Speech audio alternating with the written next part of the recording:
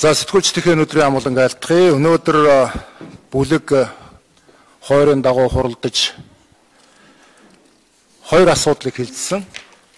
Нэгдүгээр бол асуудал мэдээж Монгол улсын 2019 оны нэгдсэн төсвийн тухай асуудал. Өнгөрсөн 7 хоногийн 5 дахь өдөр ажилласан намын бүлэг тодорхой үндслүүдээр завсралга авсан. Энэ завсралга авсан үндслүүдийн асуудлаар өнөөдөр Монгол улсын сангийн сайд, сангийн яамны холбогдох ажилтнуудтай ярилцаж, санал солилцож, өөрсдийнхээ шийдлийг гаргахаар ажиллаж байна.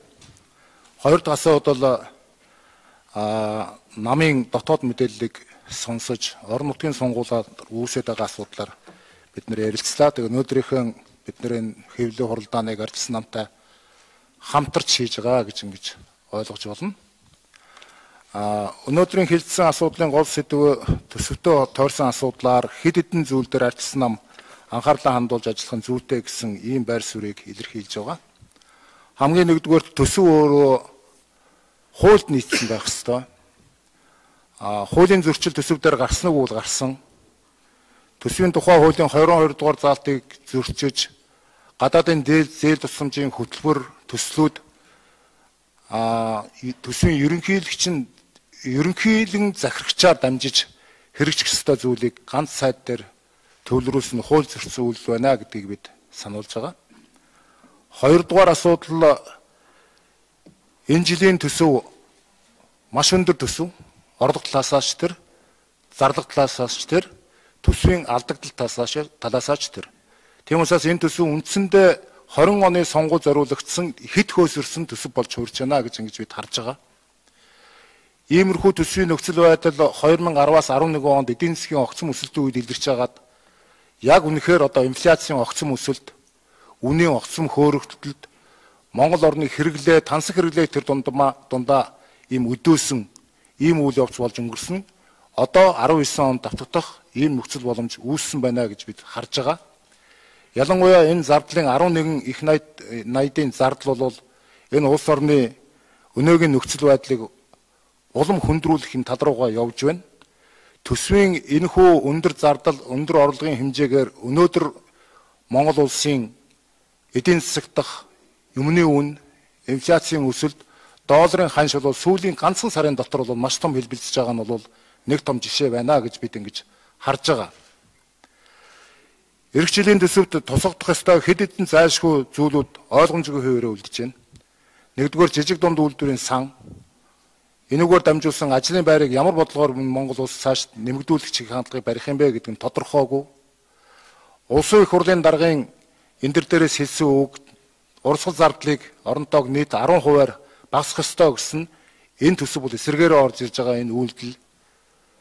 Өөр олон зүйлүүдийг бол бид өнөөдөр ярих юм нөхцөл байдал бол үүсэж байгаа. Тэгээд өрийн тухай асуудлаар, хөрөнгө оруулалтын тухай асуудлаар манай гишүүд өөрсдийнхөө байр суурийг давхар өнөөдөр яригдсан сэдвээр илэрхийлээд явах хаа гэж би ингэж ойлгож байгаа. Ер нь бол гишүүдээс тавьсан хэд хэдэн зарчмын зөв саналууд бол гарч байна. Манай гишүүдээс тавьсан саналуудыг өнөөдөр бид нар ажлын хэсгээрээ дамжуулаад, ажлын хэсэгт орсон гишүүдээрээ дамжуулж энэ төсвийн ажлын хэсэгт, том ажлын хэсэгт өгнө.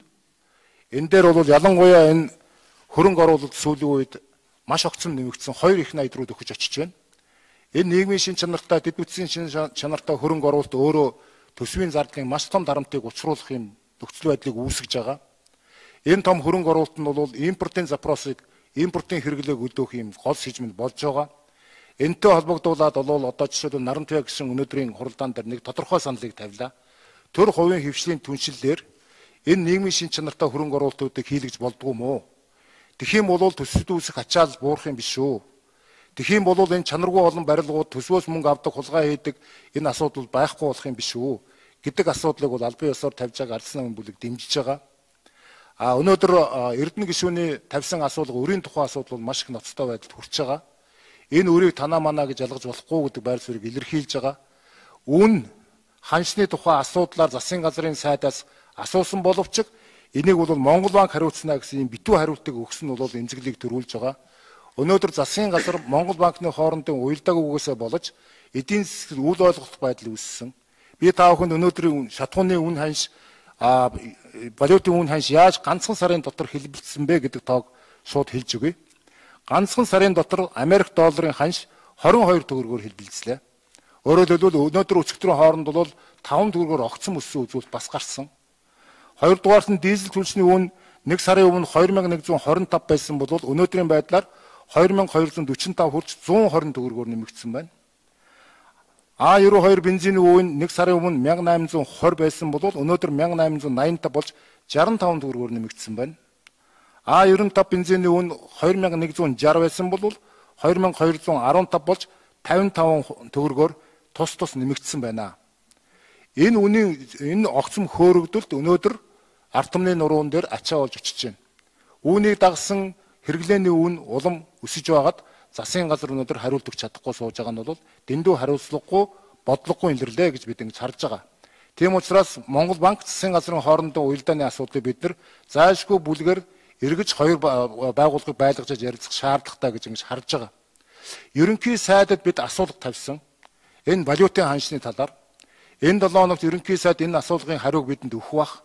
Тэгэх юм бол нэгд өдөр бид нар энийг онцгойж авч үзэхгүй бол сүүлийн үеийн энэ үн ханшны савлгаа бол Монголын ард түмний нуруунд дээр асар том дарамт болж очиж байна гэдгийг би та бүхэнд мэдгсэн зүйтэй гэж ингэж бодож байна. За ингээд Эрдэнэ гишүүнд бид микрофоноо шилжүүлье. Тэгээд намын дотоод асуудал, өрийн асуудлаар та бүхэндээ тайлбар хэлнэ. За та бүхэндээ энэ өдрийн мэнд дэвшүүлье. За Арс нам өнгөрсөн 7 хоногт намын шинжилгээ ажлын хүрээнд Арц эмэгтэйчүүдийн холбооны тэргүүнийг сонгох сонгуулийн ажлыг бол эхлүүлсэн. Одоогийн байдлаар 103 аймгаар манай нэр дэвшигчдэн маань яваад хуралдаануудаа амжилттай хийгээд өнөөдөр Дорногов аймаг руу явж байгаа.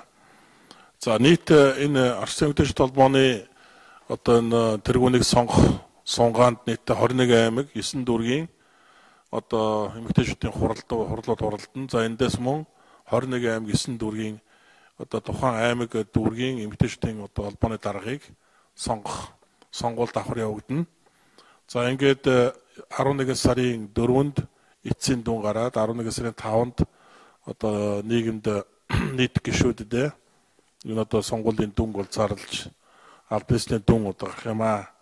За энд өнөөдөр Арц эмэгтэйчүүдийн холбооны тэргүүнд нийтдээ 3 хүн дэвссэн. За нийслэлийн Арц эмэгтэйчүүдийн холбооны тэргүүнд мөн 3 хүн дэвссэн. За 21 аймаг 9 дүүргийн Арц эмэгтэйчүүдийн холбооны тухайн аймаг дүүргийн холбооны тэргүүнд бол бүгд нэр дэвссэн ийм байдалтай сонгуулийн үйл ажиллагаа хөрөмж байна гэдгийг та бүхэнд бас мэдээлье. За хоёрдугаарт сая өчигдөр 10 сарын 7-нд хуулийн дагуу зарим газруудад нөхөн сонгуул явагдлаа. За Сүхбаатар аймаг дээр явагдсан нөхөн сонгуульд Арц намаас нэр дэвшигч Ж Батсуур 70.8% саналаар ялалт байгууллаа. Энэ ялалт бол үнэхээр бас өндөр хувиар ялсан юм ялалт байсан гэдэг бас энд хэлье. За дээр нь өнөөдөр өглөөнөөс зарим хэвлэл мэдээ сайтуудаар худал хуурмаг мэдээллүүдийг эрх баригчид Монгол Ардын намаас цацж байна. Жишээ нь Дорногов аймгийн 4 хэсгээр болсон санал хураалт дөрвөлээ саналын эрт сүрээгүй дундаж эрт 34.69%-тай энэ саналууд бүгд эрт сүрээгүй улмаас дахин санал хураалт явахаар ингэж хоошилсон байгаа. Гэтэл эдгээр Дорногов аймгийн сумд замын өвд болон айраг гэх мэт сумдуудаар болсон сонгуульд Монгол Ардын нам ялсан мэтээр хэвлэл мэдээллийн хэрэгслэр ингэж ичгүүр сонжооргүйгээр юм худал мэдээллийг цацж байгаа нь бол үнэхээр өнөөдөр бас ярих барьж байгаа нам бол үнэхээр аргаа урсан ийм улс төр хийж байна гэж хэлхээсээр арга алга байна. За үнэхээр энэ өнгөрсөн бүтэн сайнд болсон сонгуулийн үр дүн харахад бол сонгогчд маань ямар нэгэн мөнгө эд материалд татагдахгүйгээр өөрсдөө өөрсдийнхөө үнэлэмжээр сонгогчдын сонголтоо хийж чаддаг болжээ гэдэг бол харуулсан ийм сонгуул боллоо. Үндсэндээ бол мөнгөний үйлчлэл байхгүй одоо бол жинхэнэ хэн хийж бүтээж чаддаг хэн сонгогч олон түмэнд өөрсдийнхөө мөрийн хөтөлбөр зорилтоо ойлгуулж чадсан тэр нэр дэвшигч тэр намын одоо талд сонгогчдод саналаа өгдөг болж эхэлж байна. Энэ бол үнэхээр сонгогчдын босрол дэвшилсэн. Сонгогчдын хувьд бас одоо улс орны өмнө хүлээх үүрэг хариуцлага одоо өндөр ухамсарлаж эхэлсний одоо илэрхийлэл гэж харж байна. За 3 дугаарт сая өнөөдрийн бүлгийн хурал дээр сангийн сайд Хүрлбаатар мөн сангийн яамны холбоотой газар хэлтсийн дарга нар оролцож бид нар бас энэ 2019 оны төсөвтэй холбоотой асуудлаар ярьлаа. За өнөөдөр одоо үнэхээр улс орны өмнө нийгмийн эдийн засгийн одоо үнэхээр хүнд нөхцөл байдлууд бол үүсэж байгаа. За гадаад зах зээл дээр бол манай гол нэрийн бараа бүтээгдэхүүн нь бол өссөн өсөлттэй хэвээр байгаа. За өнөөдөр нүүрс төмрийн өдөр алт зэс цайр гэдэг одоо газрын ховор элемент гэдэг энэ гол нэрийн бараа бүтээгдэхүүний үн бол үнэхээр өнөөдөр маш өндөр үзүүлэлттэй өссөн үзүүлэлтүүд байна, хэвээрээ байна. За мөн одоо гадаад одоо янз бүрийн одоо хүмүүнлэгийн байгууллага олон улсын одоо байгууллагуудаас орж ирж байгаа зээл тасламжийн хэмжээ мөн буураагүй байгаа. За өнөөгийн засгийн газрын хувьд бол одоо шолоогоо хэлэхэд бол маш их мөнгөтэй баян ийм одоо засгийн газар байгаа. Харамсалтай нь энэ засгийн газар бодлогоо зөв тодорхойлж чадахгүй байна. Нийгмийн эдийн засгийн бодлогыг зөв тодорхойлж зөв одоо эдийн засгийн зөв хуваарлтууд хийж чадахгүй байна. Энэ нөхцөл байдлаас болоод өнөөдөр нийгэмд дандаа сөрөг үр дагавартай үр дүнгууд бол гараад байна. Жишээ нь өнөөдөр одоо инфляц одоо Монгол банк засгийн газар хоёр хоорондоо одоо уялдаа муутай хамтын ажиллагаа байхгүйгээс болоод өнөөдөр инфляц бол одоо бараг 7% өслөө. Үндсэндээ 2016 онд 1.2% инфляцтай эдийн засаг хөдөлгөж өгсөн бол өнөөдөр энэ инфляц бараг 9% төрж байна. Одоо энэ 9% төрчлээ дээ. За дээр нь одоо бензин шатхууны үн сая манай Эрдэнэтээр хэлсэн. Үнэхээр одоо урд шинэхэд л одоо 64-ээр нэмэгдсэн байна. Тэгээ АР одоо 92 бензин сарын одоо хэдхэн хоногийн өмнө 1820 байсан. Урд шин 64-ээр нэмээд 1880 төгрөг болж 20% өссөн байна.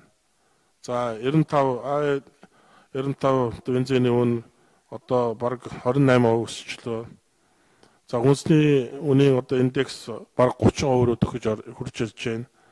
Тэгээ дизель түлшний үн өнөөдөр одоо 32% та өссөн үзүүлэлттэй байна гэдэг ингээд Монгол улсын гадаад өнөөдөр одоо 27.7 тэрбум буюу 2016 онтой харьцуулах юм бол 3.5 тэрбум доллараар өссөн үзүүлэлттэй байна. За Монгол улсын одоо Монгол банкны үнэт цаас засгийн газрын үнэт цаасны өөр авалгуудыг аваад харах юм бол 4 их 554 төгрөг хүрч өссөн ийм дүнтэй байна. Тэгээ энэ бүх байдал дээрээс харахад бол бид нар өнөөдөр сангийн сайдын яриад байгаа одоо хэлээд байгаа өвөнд итгэл бол туйлын бага байна. 2017 онд улсын төсвийг 2.8 их 80-ийн алдагдaltaа баталсан. 2018 онд улсын төсвийн алдагдал 2.4 их 80-тай алдагдaltaа батлагдсан. За энэ оны одоо орж ирсэн төсвийн төсөл 1.8 их 80-тай алдагдaltaа байхаар орж ирж байна. Тэгээ энэ одоо 2017, 18, 19 гээд 3 жилийн нийлбэр дөнгөөр аваа харахад 7 их 80 гаруй одоо төгрөгийн алдагдaltaа төсвүүд одоо батлагдсан байна. Энэ юу төсвийн алдагдал гэдэг бол өөр болж үлддэг. Тэгэхээр ийм их өөр үйлдвэрлэчээд тэгээ дотоод одоо засгийн газрын үнэт цаас болон Монгол банкны үнэт цаасны одоо 2016 онтой харьцуулсан дүн дандаа өссөн дүнтэй байгаа. 4 их 80 гаруй төгрөгөөр өссөн дүнтэй байж байгаа. Тэгээ ийм их үнийн өсөлттэй тэгээ ийм их одоо өөр үйлдвэрлэлсэн байж өнөөдөр одоо бараг л өргөө болцсон шахуу юм яриад сангийн сайд маань одоо удаа дараалан хил мэдээлэлээр худлаа мэдээлэл цацсан. Тэгээ сая бүлгийн урал дээр үеийн асуудлаар тодруулж асуухад одоо та Арс намын одоо засгийн газрын үед тавьсан өрийг дарж барагдуулсан гэж ярьсан. Тэгээд Арс намын засгийн газрын үеийн яг ямар өрийг дарж барагдуулсан бэ гэж асуухаар би тэгэж яриагвэ гэдэг улаан цай мэлзээ сууж байгаа байхгүй. Тэгээ энэ одоо юу харуулж байгаа гэхээр ингэж хий хоосон хийрхэж улс төрчиж асуудалд ханддаг ийм хариуцлагагүй сангийн сайд бол би цаашд бол байж болохгүй гэж харж байгаа. Тийм учраас энэ одоо сангийн сайтаа тооцоо хариуцлагыг бол бид нар бол ихнэ. Өнөөдөр үнэхээр одоо 12-оос 16 онд Арс намын тавьсан өр бол 2.1 тэрбум доллартай тэнцэх 2 өр л байгаа. Нэг нь 1.5 тэрбум долларын Чингис бондын одоо асуудал байгаа. Энэ өөрийн хугацаанд болоогүй. За нөгөөх нь 600 сая долларын одоо дөрөвнөхий Самура бондын одоо асуудал байгаа. За дээр нь Дэмсан бондын өрийг бол одоо тэр үед сангийн сайд байхдаа сая ерөнхий сайд байсан Жирднат одоо авсан байдаг. Ийм одоо өр авлага асуудлууд яг одоо Арс намын засгийн газар үед тавигдсан өрүүд байдаг юм аа. Ингээд үзэх юм бол нэг нийтдээ 2.4 одоо тэрбум доллар орчмын өр авлагууд байгаа. А гэтэл 27.7 тэрбум доллароос хасаад үзэх юм бол цаана нь 24.3 тэрбум одоо долларыг бол дандаа Монгол Ардын намын засгийн газрын үед тавьсан өр авлагууд байдаг юм аа гэдэг бол энд бас одоо шударга хэлэх нь зүйтэй.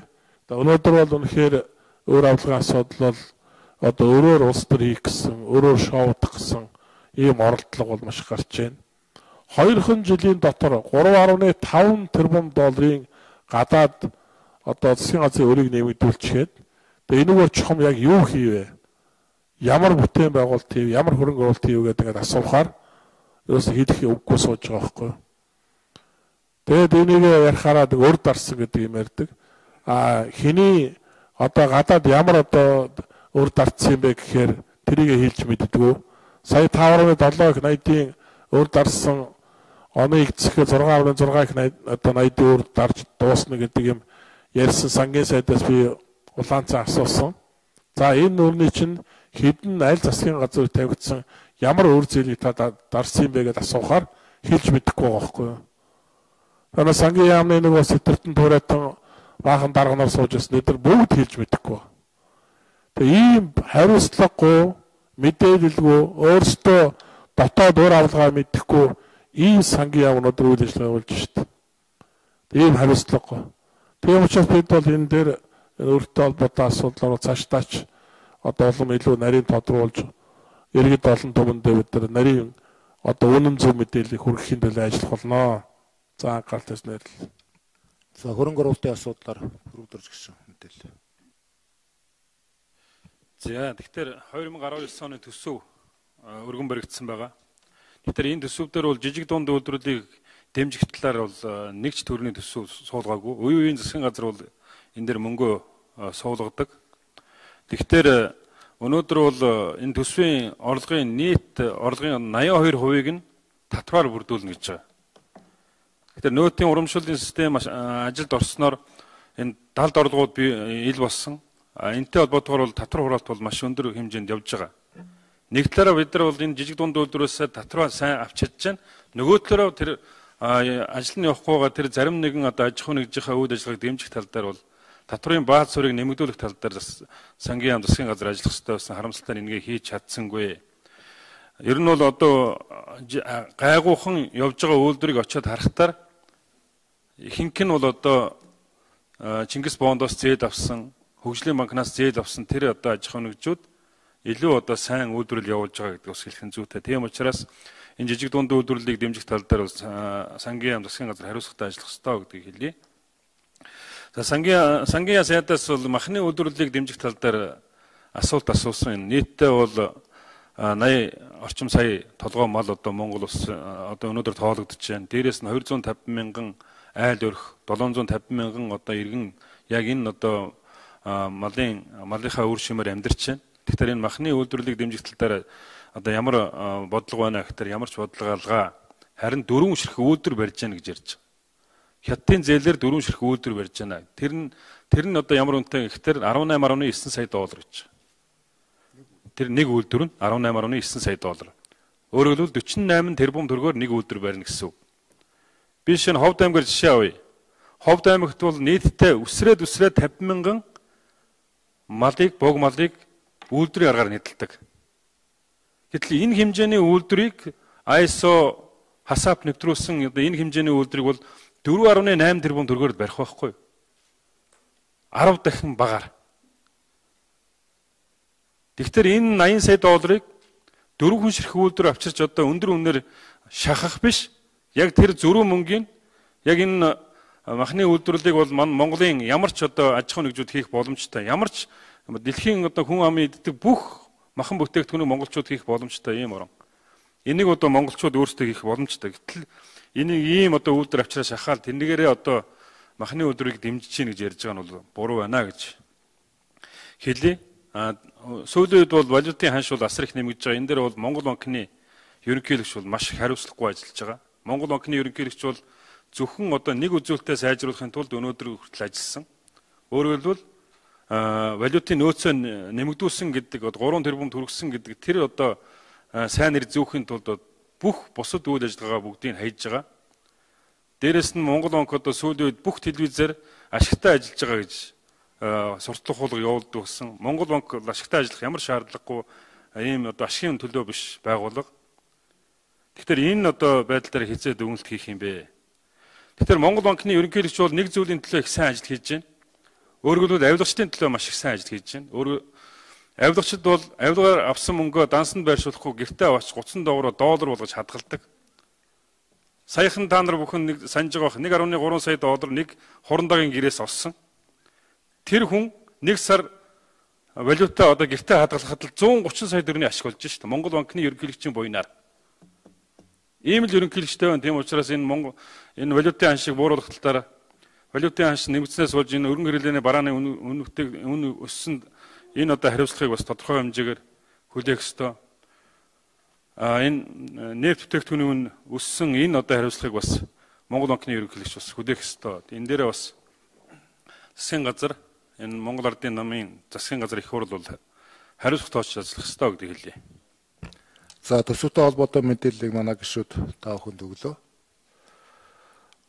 Товчгоо нөгөнөхөд энэ жилийн төсвийг бол бид нар нэгдүгээрт Монгол улсын үндсэн чиглэл хөгжлийн бодлогонд зайлшгүй нийцүүлэх ёстой. Энэ бол зөрчсөн маш олон зүйл заасууд орсон. Хоёрдугаарт энэ бодлогогүй төсвийг бид нар ядахтаа жоохон бодлоготой болгох ёстой. Хуульд нийцүүлэх ёстой. Энийг бол ардсан намын бүлэг бол нэлээд тод тавьж шахаж ажиллана гэсэн юм бодолтой байгаа. Зөвхөн энгийн жишээ хэлэхэд жишээл орон нутгийн хөгжлийн санд ямар ч төсөв төлөвлөгөөгүйгээр 144 тэрбум төгрөгийг хуваарлахар шийдвэрлэсэн. Өөрөөр хэлбэл нэг аймаг суманд 8-аас 10 тэрбум төгрөг. Энэ жил хүүхдийн мөнгийг 100% олох боломж байгаа. Хүүхдийн мөнгийг 100 олоход нэг 20 гаруй тэрбум төгрөг. Тэгээ бодлого хаана байгаа? Ямар ч бодлогогүй орон нутгийн хөгжлийн санд төсөвд орон нутг руу мөнгө шилжүүлж ямар төлөвлөлтгүй юм руу мөнгө шилжүүлж хэд хэдэн 10 тэрбумаар шилжүүлэхийн оронд бид нар эхлээд хүүхдийн асуудлыг шийдэх ёстой гэдэг бол төрийн бодлого байх ёстой. Энэ өөрөө алдагдсан байгаа хэмжлэнгийн энгийн жишээнүүд маш их бий. Үндсэн чиглэлд жишээлбэл гэр хорооллын дахин төлөвлөлтөнд 115 тэрбум төгрөгийг зарцуулаад утаанаас ангижрах эхний алхмаа хийнэ гэснийг энэ жилийн төсөвт оруулгүйгээр Монгол банк руу энийг мэднэгээд эрхийн шилжүүлсэн асуудал гарсан. Нөгөө төсөв Монгол банк хоёр хоорондоо холбоогүй байгаа асуудал нь яагаад энэ дээр ингээд гинтхэн Монгол банк руу шийдчихв? Хэмжлэнгийн ийм энгийн олон ярилцах зүйлүүд байна. Ярихад энгийн боловч энэ бол бодлогын шинжтэй асуудал бидний хувьд бол яа харахгүй алдагдсан байна гэдэг нь энэ төсвөр нотлогдож байгаа гэдгийг та бүхэнд хэлье. За бидний хийх мэдээлэл дуустал асуултаа сэтгүүлч нар байна. Шатхууны өн дээр асуулт байна. Яг нь шатхууны үнийг нэмэгдсэн гэдгийг хаана л мэдээд байна л да. Та бүхэн ч хэлж гин хүмүүс ч мэдэж байна. Тэгээ одоо яах вэ гэдэг л асуудал байна л да. Сөрөгчний үргийг гүйцэтгэж байгаа та бүхнийг одоо юу хийх вэ, яах вэ гэж иргэд хараад хүлээж байна л да. Юу хэлэх вэ энэ дэр? Шатхууны үний асуудлаар өөрөө энэ валютын ханштай холбоотой зүйл шүү дээ. Бид нар импортоор авч байгаа шатхуун. Ерөнхий сайдад асуулга өгсөн. Энэ 7 хоногт улсын хурлаар оруулж хэлцүүлье асуулгыг гэсэн чинь одоо Монгол банк сангийн ам 2 мэдээлэл хариугаа бэлддэм мэн асуулгын хариуг. Өнөөдөр ардсан намын бүлэгт асуулгын хариу өгөөгүй байгаа. Би дахиад хэлж байна. Эх 7 хоногт бид нар гол асуудал энэ сэдв байх болно. Хэрвээ засгийн газар болон Монгол банк энэ дээр тодорхой асуулганд хариу өгч чадахгүй энэ хэлбэлзэл цааш ийм монтон өсөх юм бол бид засгийн газрыг огцруулах тухай асуудал дахин тавихаас өөр арга байхгүй. Энэ болохгүй шүү дээ энэ ард иргэдэж. Энэ Монгол банкны бодлогын алдаатай зүйлийг бид нар хэлэхээс ч өөр арга байхгүй. Ийм байдалд хүрнэ гэж би ингэж бодож байна. Мэдээж олон нийтийн бусад байгууллагын анхааралтай ажиллаж байгаа байлгүй дээ. Тэгэх юм бол бид нар энэ сэдвээр бол бүх улсуудтай одоо харилцсан ойлголцож ажиллаж хамтар цааш энэ байдлыг, төлөв байдлыг одоо зөв зохистой зүйлд нь оруулахын төлөө хамтарч ажиллана гэсэн юм бодолтой байна. За, ер нь зүгээр ганц шатхууны бишэлдээ шатхуунт дагаад өргөглөний барааны бүтээгдэхүүн одоо гар дээр иргэдийн гар дээр очиж байгаа тэр бараа бүтээгдэхүүн бүгд өсөж байгаа шүү дээ. Тэгэд яг энэ нөхцөл байдалтай гэтэл яг бодит орлого талдаа иргэдийн орлого өсөж байгааг үгүй. Тэгэхээр нэг үйл нөгөө иргэдийн амжилгааны өртөг бол өдрөх тосон улам хөндрч байна. Тэгээ энэ нөхцөл байдал дээр бид нар зүгээр асуухгүй. Одоо бол эрхвэгчдаас бол шаардах зүйлээ шаардна. За хэрвээ шаардлагатай үзэх юм бол бид нар одоо төрийн болон төрийн бус байгууллагууд, бусад одоо улс төрийн намуудтай зөвшөлдсөд ер нь дараагийн одоо улс төрийн шийдвэртэй алхам хийх зам руу орж ажиллана да. Бид өнөөдөр үнэлгээ олонхын санал авсан Монгол Ардын нам, эрхвэгч намын хувьд бол айл болох хүлээцтэй хандж байгаа. Айл болох зөв бодлого дээр нь дэмжих, хамтрах энэ чиглэлийг барьж ажилласан. Харамсалтай нь ямар ч үр дүн гарахгүй байгаад үнэхээр харамсалтай байгаа. Тийм учраас бид одоо сөргөчдийнхаа байр сууриас нэлээд идэвхтэй тэмцлийн хэлбэрийг сонгож ажиллах энэ тал руугаа орж ажиллана. За баярлалаа.